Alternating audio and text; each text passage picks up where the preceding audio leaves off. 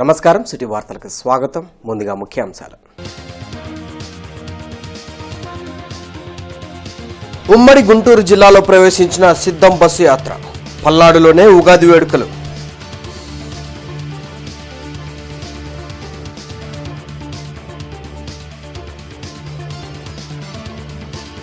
ప్రజా మేనిఫెస్టో రూపకల్పనలో ఎన్డీఏ కూటమి. అందుబాటులో వాట్సాప్ నంబర్. సలహాలు సూచనలు అందజేయాలన్న నేతలు.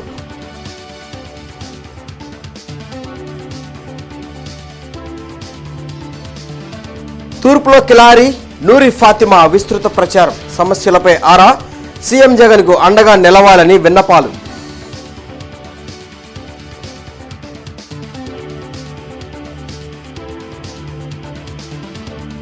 అగ్రిగోల్డ్ బాధితులకు న్యాయం చేయడంలో సీఎం జగన్ విఫలం. పూలు పంపి నిరసన వ్యక్తం చేసిన బాధితులు.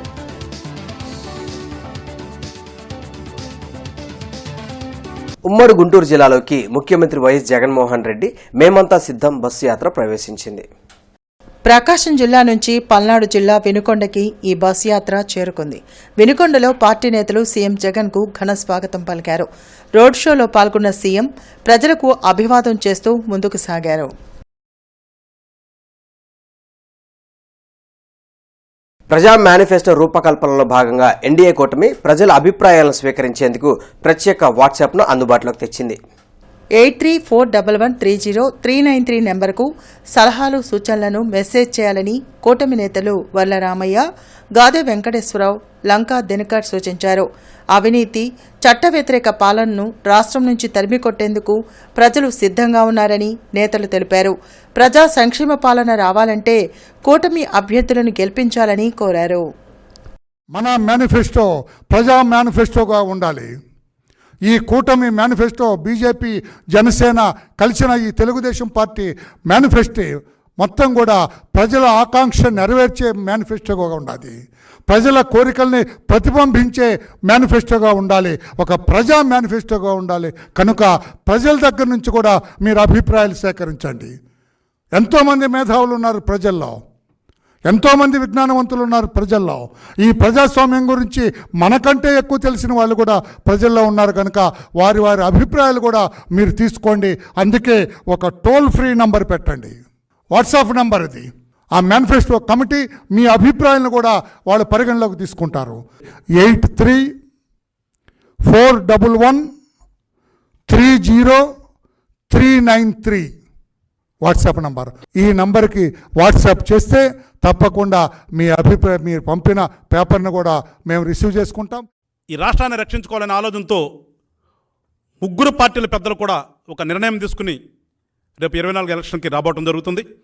దీనికి గాను ప్రజల చేత ఎన్నుకోబడినటువంటి ప్రభుత్వం ప్రజల కోసమే పనిచేయాలి అనే ఒక ఆలోచనతో ప్రజలకి ఏది అవసరమో ఆ పనులు చేయటం కోసం అని చెప్పేసి ఒక మంచి ఆలోచనతో ఇవాళ మా కూటమి ప్రజా మేనిఫెస్టో అని ఒక వాట్సాప్ నెంబర్ ఒకటి రిలీజ్ చేస్తూ ప్రజల నుంచి వచ్చినటువంటి అత్యధిక శాతం ఏదైతే ఉంటుందో దానినే మేము మేనిఫెస్టోలాగా చేసి మళ్ళా తిరిగి ప్రజలకు మంచి చేయాలనే ఒక మంచి ఆలోచనతో ఇవాళ మా పార్టీ పెద్దలు తీసుకున్నటువంటి నిర్ణయాన్ని ఇవాళ మేమందరం కూడా ఇక్కడ ప్రజలకి వివరించడం జరుగుతుంది, తెలియపరచడం జరుగుతుంది.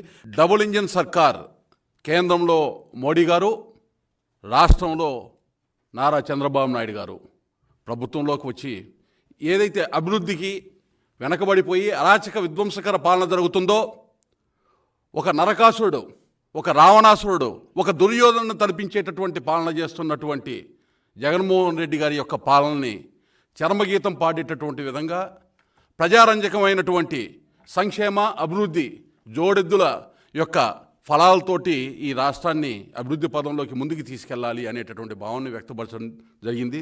దానిలో భాగంగా ఇవాళ ప్రజల యొక్క సమస్యలు, ప్రజల యొక్క బాధలు ఏ అయితే ఉన్నాయో వాటిని ప్రజల వద్దకే వెళ్ళి ప్రజల దగ్గర నుంచి ఆ సమాచారాన్ని సేకరించి ప్రజలకి కావాల్సినటువంటి వాస్తవ అవసరాలు ఏవైతే ఉన్నాయో. గుంటూరు తూర్పు నియోజకవర్గాన్ని వైసీపీ ప్రభుత్వం అన్ని విధాల అభివృద్ధి చేసిందని నియోజకవర్గ ఎమ్మెల్యే అభ్యర్థి నూరి ఫాతిమా, గుంటూరు నియోజకవర్గ వైసీపీ ఎంపీ అభ్యర్థి కిలారి వెంకట రోసయ్య తెలిపారు. లాలాపేటలోని పండ్ల బజార్, ఫిష్ మార్కెట్లో నూరి ఫాతిమా, కిలారి రోసయ్య ఎన్నికల ప్రచారం నిర్వహించారు.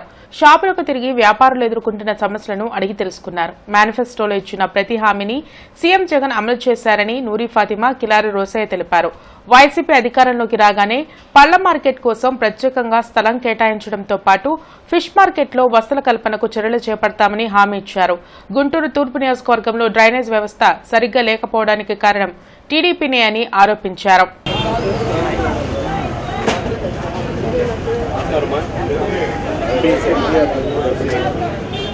నమస్తే, బాగున్నారా?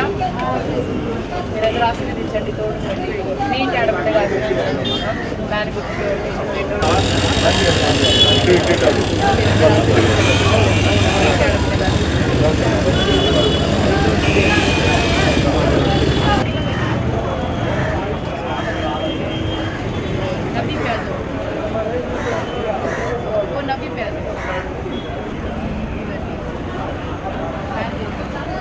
ఆయన ఇస్తున్న సంక్షేమం ఒకటి తెలియజేస్తూ, అదేవిధంగా స్థానికంగా ఉన్న సమస్యలు ఏమైనా ఉంటే అవన్నీ కూడా మళ్ళీ రాబోయే ప్రభుత్వంలో తప్పకుండా మేము అవన్నీ కూడా సమస్యలు పరిష్కారం చేస్తామని తెలియజేస్తాం. ఎందుకంటే ఈ ఫిష్ మార్కెట్లో గతంలో కూడా కొత్త బిల్డింగ్ కట్టడం జరిగింది.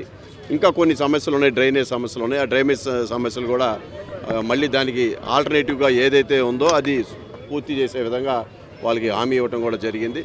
అంటే హామీ కాదు, ఇక్కడ చేస్తే బాగుంటుందనే ఉద్దేశంతో కూడా చేయటం జరిగింది. అందుకనే ఈ ప్రాంతంలో ఉన్న వ్యాపారస్తులు అందరూ కూడా ఇది గుంటూరుకి ప్రధాన కేంద్రం హోల్సేల్ మార్కెట్స్ ఇవన్నీ కూడా యావత్ జిల్లా మొత్తం కూడా కొనుగోలు కేంద్రం ఇదే, ఈ ప్రాంతం నుంచే కొనుగోలు జరుగుతూ ఉంటాయి. కాబట్టి వాళ్ళందరూ కూడా ప్రభుత్వం మీద వాళ్ళు సంసిద్ధం వ్యక్తం చేస్తున్నారు, హర్షం వ్యక్తం చేస్తున్నారు, మాకు మంచి జరుగుతూ ఉందని.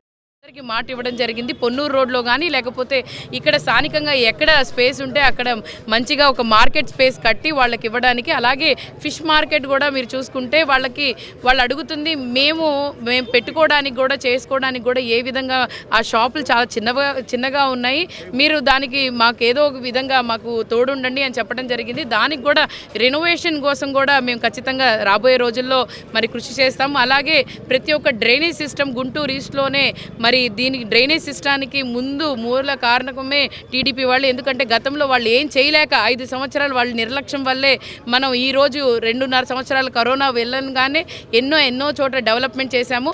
వాళ్ళకి చూపించడానికి టీడీపీ వాళ్ళకి గుంటూరు తూర్పులో ఒక ఏదన్నా కూడా డ్రైన్లు బాగాలేదు, రోడ్లు బాగాలేదని చెప్పడం తప్ప వేరేవి ఏవి. పెదకూరుపాడు నియోజకవర్గం క్రోసూరులో టీడీపీ కార్యాలయానికి గుర్తు తెలియని వ్యక్తులు నిప్పు పెట్టారు. దీంతో కార్యాలయంలోని ఫర్నిచర్తో సహా పూర్తిగా దగ్ధమైంది. టీడీపీ శ్రేణులు ఈ ఘటనపై ఆందోళనకు దిగారు.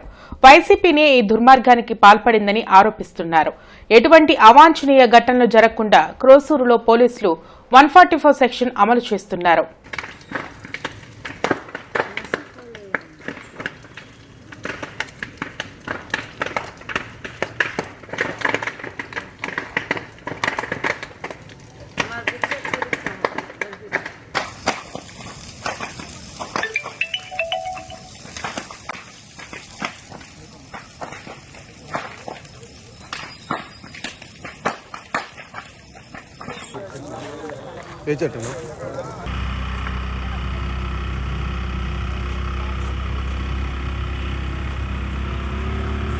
అగ్రిగోల్డ్ బాధితులకు న్యాయం చేయడంలో సీఎం జగన్ విఫలమయ్యారని సిపిఐ నేతలు ముప్పాల నాగేశ్వరరావు, జంగాల అజయ్ కుమార్ విమర్శించారు.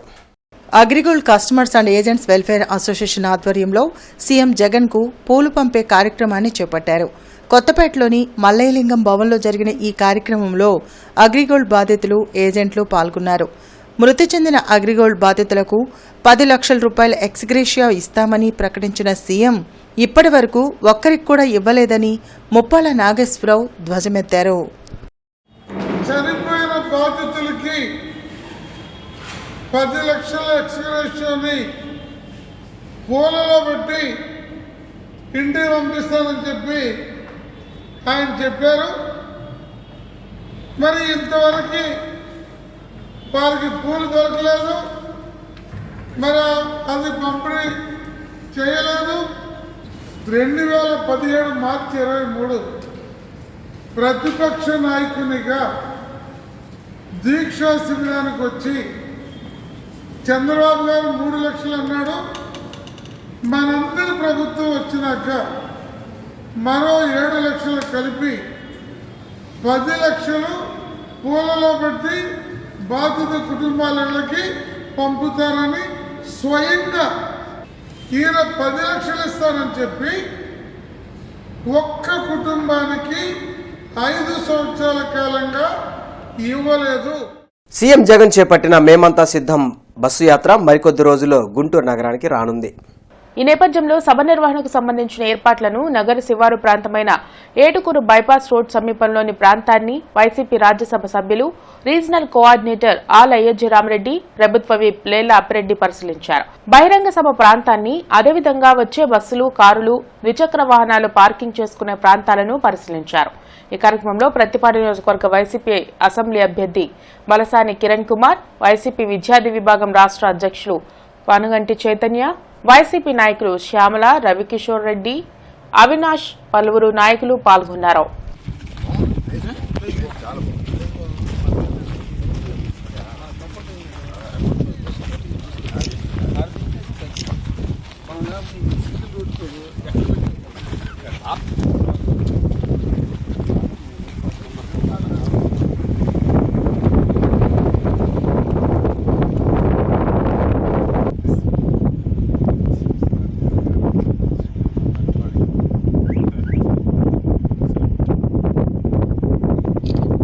దేశంలో బీజేపీ మరోసారి అధికారంలోకి వస్తే ప్రజాస్వామ్య మనుగడ ప్రశ్నార్థకమవుతుందని వామపక్ష నేతలు నళినీకాంత్, మాల్యాద్రి తెలిపారు. బ్రాడీపేటలోని సిపిఎం కార్యాలయంలో నళినీకాంత్, మాల్యాద్రి, ఇతర నాయకులు మీడియాతో మాట్లాడారు. ఈడీ, సీబీఐ, ఐటీ దాడులతో ప్రతిపక్షాలపై కక్షపూరితంగా వ్యవహరిస్తోందని ఆరోపించారు. ఇండియా కూటమిని బలపరచడం ద్వారా ప్రజాస్వామ్యంను పరిరక్షించుకోవచ్చన్నారు. ప్రభుత్వ రంగ సంస్థలను నిర్వీర్యం చేసేలా మోడీ నిర్ణయాలు ఉన్నాయని విమర్శించారు. గుంటూరు పార్లమెంట్ అభ్యర్థిగా సిపిఐ నేత జంగాల అజయ్ కుమార్, గుంటూరు తూర్పు నియోజకవర్గ ఎమ్మెల్యే అభ్యర్థిగా కాంగ్రెస్ నాయకులు మస్తాన్ వలీ పోటీ చేస్తున్నారని, ప్రజలు వారికి మద్దతుగా నిలవాలని కోరారు. ఈరోజు అధికారంలో బీజేపీ పార్టీ మరోసారి ఎన్నికైతే ఈ దేశంలో ప్రజాస్వామ్యమే లేకుండా పోయే పరిస్థితి రాబోతూ ఉంది. ఇప్పటికే ప్రజాస్వామ్యానికి పట్టుకొమ్మలాంటి రాజకీయ పార్టీలకి లేకుండా చేసే ప్రయత్నం ఈరోజు చేస్తూ ఉంది. అన్ని ప్రతిపక్ష పార్టీలన్నిటి మీద, వాళ్ళ నాయకుల మీద ఈడీ పేరుతో, సిబిఐ పేరుతో, లేకపోతే ఐటీ పేరుతో పెద్ద ఎత్తున దాడులు చేస్తూ ఉంది. ఆమ్ ఆద్మీ పార్టీ ముఖ్యమంత్రి కేజ్రీవాల్ కావచ్చు, అలానే జేఎంఎం ముఖ్యమంత్రి, జార్ఖండ్ ముఖ్యమంత్రి సోరెన్ కావచ్చు. స్వదేశీ నినాదంతో అధికారంలో వచ్చిన మోడీ గారు ఈరోజు అన్ని వ్యవస్థలను కూడా విధ్వంసం చేస్తూ ఉన్నారు. ప్రభుత్వ రంగ సంస్థలన్నీ కూడా అమ్మకాన్ని పెట్టిన విషయాన్ని చూస్తూ ఉన్నాం.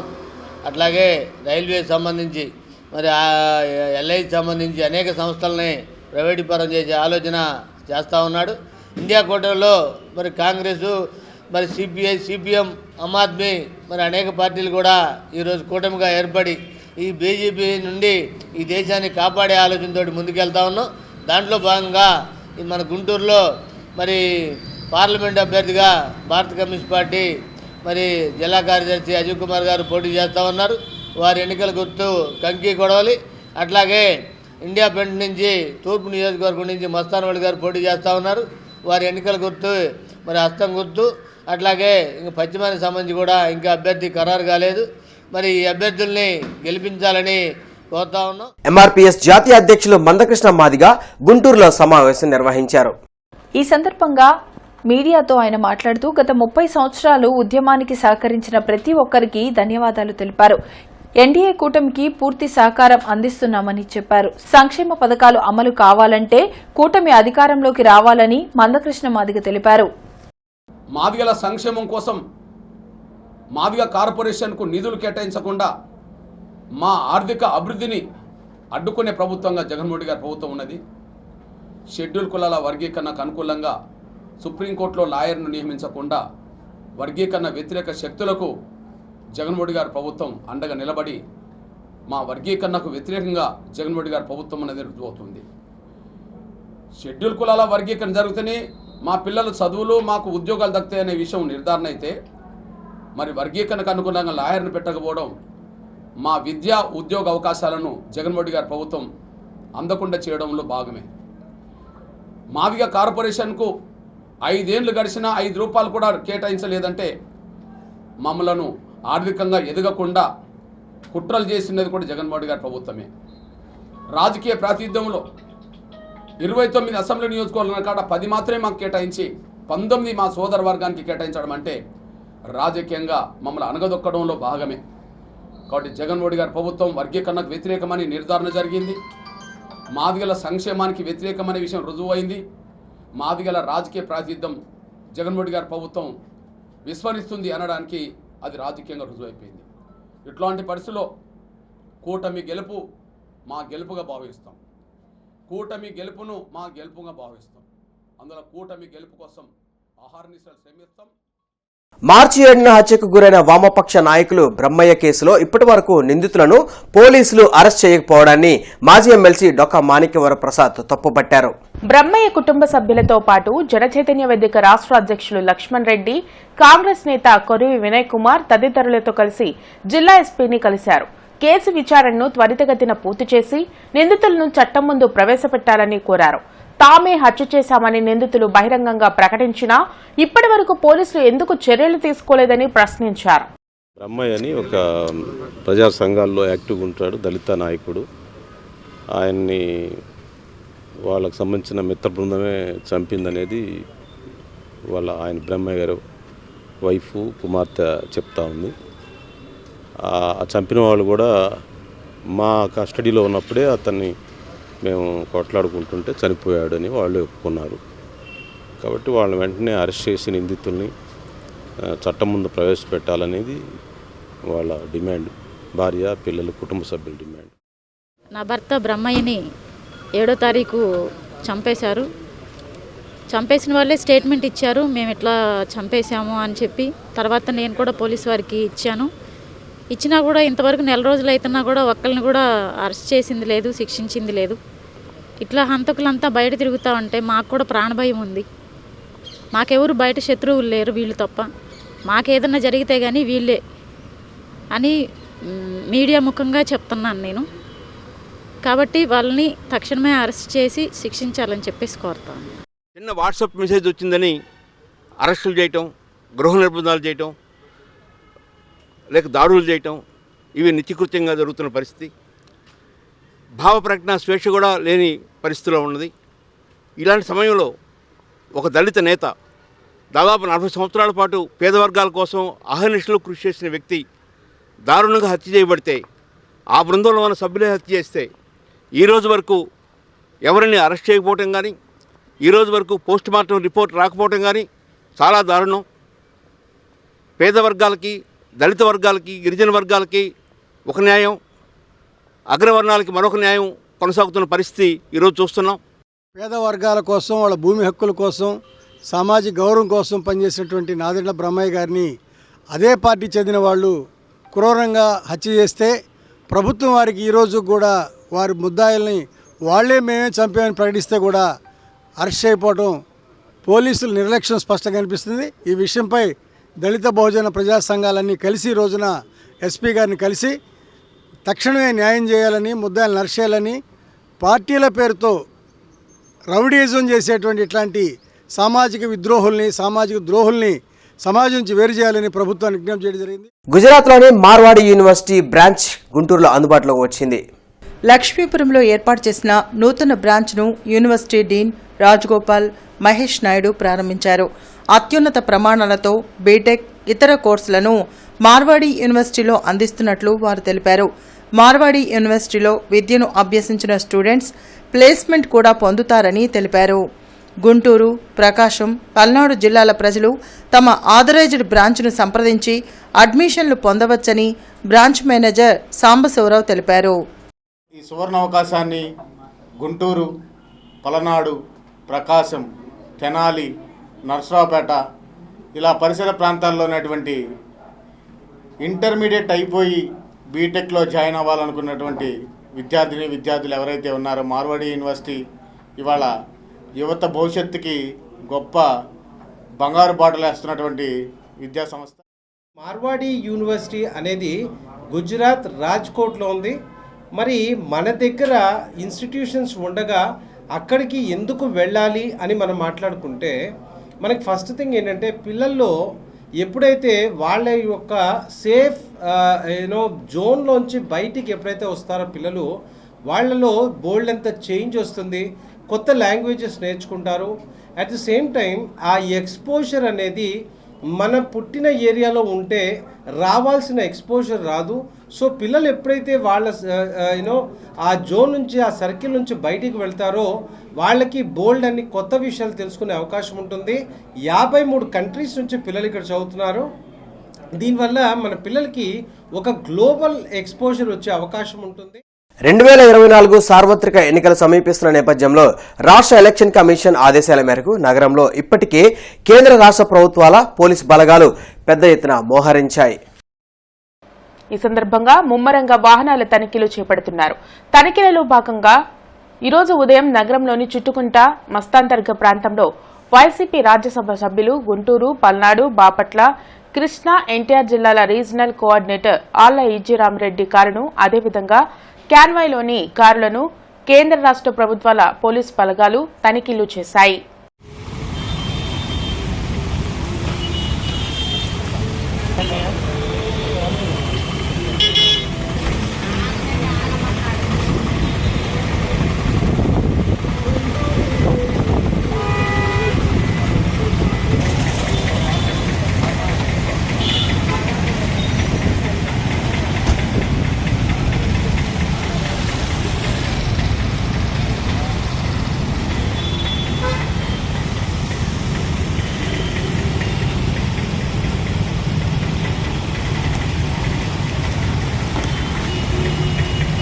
ప్రపంచ ఆరోగ్య దినోత్సవాన్ని పురస్కరించుకొని నాయుడుపేట 1వ లైన్లోని శ్రీకృష్ణ అకాడమీలో Sripasam Ravindra Yadav development and education society ఆధ్వర్యంలో ఉచిత వైద్య పరీక్షల శిబిరం నిర్వహించారు.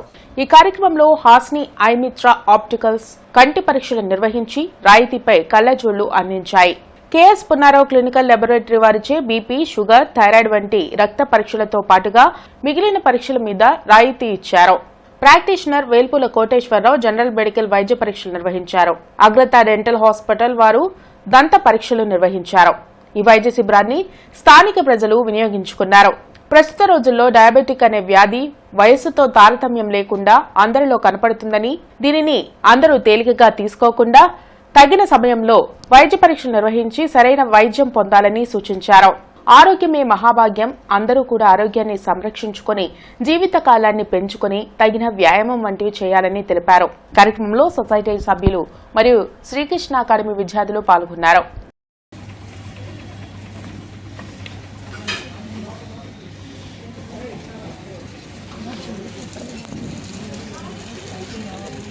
హాసిని ఐమిత్ర వారిచే నిర్వహించబడుతున్న సురేష్ గారు వచ్చి ఉన్నారు ఆల్రెడీ. కాబట్టి ఐ టెస్టింగ్ చేయించుకోవాల్సిన వాళ్ళు ఉంటే త్వరగా వచ్చి పేరు నమోదు చేసుకోవాల్సిందిగా కోరుకుంటున్నాము.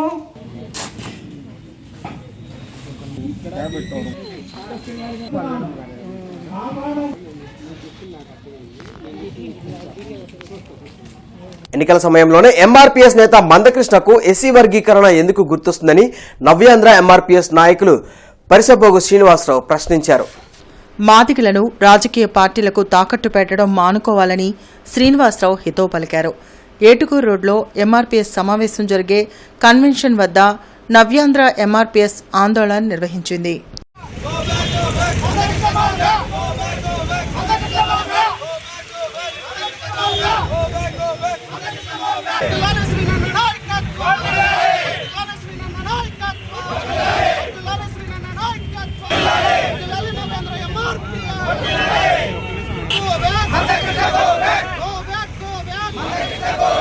మహిళా స్వచ్ఛంద జేఏసీ నాయకురాలు కవయిత్రి లంకా మాధవి ఆధ్వర్యంలో తెలుగు సాహితీ కళావేదికను స్థాపించారు. ఈ సందర్భంగా ఆమె మాట్లాడుతూ తెలుగు ప్రజలకు, కవులకు ఉగాది శుభాకాంక్షలు తెలిపారు. ఎందరో కవులు ఈ నేల మీద పుట్టారని వారందరినీ స్మరించుకుంటూ భావితరాలకు కవులను పరిచయం చేయాలనే ఉద్దేశంతో ఈ కళా వేదికను స్థాపించినట్లు, దీని ద్వారా ప్రతి నెల కవులను సత్కరించనున్నట్లు తెలిపారు. ఈ సందర్భంగా తెలుగు తల్లి మీద చక్కని గేయాన్ని పాడిన హేమలతను సత్కరించారు.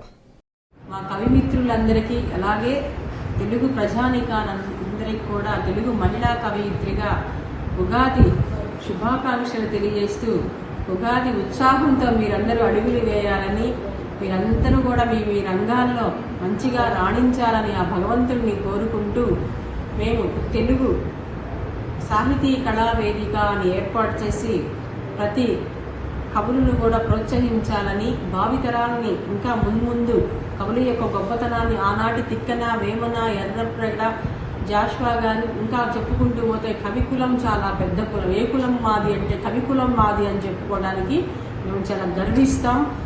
ఎందుకంటే మేము లేకపోయినా మా రచనలు చిరస్థాయిగా మిగిలిపోతాయి ఈ జగతిలో. ఈ పాలించే పాలకులకు పాటలు రాయాలన్నా, మాటలు చెప్పాలన్నా మా కవులకే అది. రాష్ట్ర ప్రభుత్వ ప్రధాన కార్యదర్శి డాక్టర్ కెఎస్ జవహర్ రెడ్డి త్రాగునీరు, ఉపాధి హామీ పనులు, విద్యుత్ సరఫరా పరిస్థితులపై జిల్లా కలెక్టర్లతో వీడియో కాన్ఫరెన్స్ ద్వారా సమావేశం నిర్వహించారు. ఈ సమావేశంలో పాల్గొన్న జిల్లా కలెక్టర్ వేణుగోపాల్ రెడ్డి మాట్లాడుతూ జిల్లాలో నాగార్జున సాగర్ కుడి canal, Krishna western delta canal పరిధిలో ఉన్న త్రాగునీటి చెరువులను పూర్తి స్థాయిలో నింపేందుకు ఇరిగేషన్, ఆర్డబ్ల్యూఎస్, పంచాయతీరాజ్, రెవెన్యూ అధికారుల సమన్వయంతో పకడ్బందీ ప్రణాళికతో అవసరమైన చర్యలు తీసుకున్నామని కెఎస్ జవహర్ రెడ్డి తెలిపారు. పన్ను చెల్లించడానికి వీలుగా జీఎంసీ ప్రధాన కార్యాలయం, సర్కిల్ కార్యాలయాల్లో అదనపు కౌంటర్లు, హెల్ప్ డెస్క్లు ఏర్పాటు చేశామని కమిషనర్ కీర్తి తెలిపారు. ఈ సందర్భంగా ఆమె మాట్లాడుతూ ఈ నెల 30 లోపు చెల్లించిన వారికి రాయితీని ఇస్తూ ప్రభుత్వం ఉత్తర్వులు జారీ చేసిందని తెలిపారు.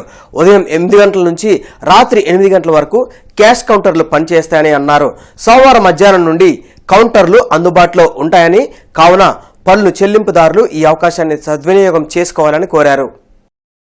సార్వత్రిక ఎన్నికలను విజయవంతంగా నిర్వహించుటకు మంగళగిరి అసెంబ్లీ నియోజకవర్గంలో తాడేపల్లి మండలంలోని సెక్టర్ 5 మరియు సెక్టర్ 6లో గల 26 పోలింగ్ కేంద్రాలను మంగళగిరి రిటర్నింగ్ అధికారి జెఎస్ రాజ్ కుమారి సందర్శించారు. ఈ సందర్భంగా ఆమె మాట్లాడుతూ అధికారులు ఓటర్ల జాబితాపై సమగ్ర అవగాహన పెంచుకోవాలని కోరారు.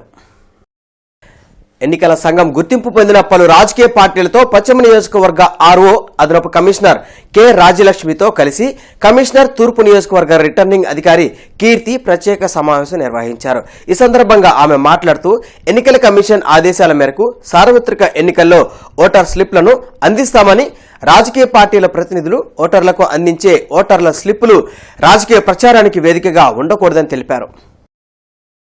రాజర్షి యోగా శిక్షణ కేంద్రం 14వ వార్షికోత్సవం గురూజీ కాలిశెట్టి కోటేశ్వరరావు ఆధ్వర్యంలో ఘనంగా జరిగింది. ఈ సందర్భంగా ఆయన మాట్లాడుతూ యోగా ద్వారా ఆరోగ్యవంతమైన జీవితాన్ని పొందవచ్చని తెలిపారు. అలాగే ఆరోగ్యవంతమైన సమాజం కోసం తమ వంతు కృషి చేస్తామని తెలిపారు. అనంతరం యోగా శిక్షకులు ఆసనాలతో కూడిన సాంస్కృతిక కార్యక్రమం అందరినీ అలరించాయి. కార్యక్రమంలో విశ్వ హిందూ పరిషత్ అఖిల భారత కార్యదర్శి రాఘవులు, డాక్టర్లు నటరాజ్, దావులూరి రమేష్, రాకేష్ కిరణ్, శివారెడ్డి, సహాయ గురువు జయలక్ష్మి, శిక్షకులు పాల్గొన్నారు.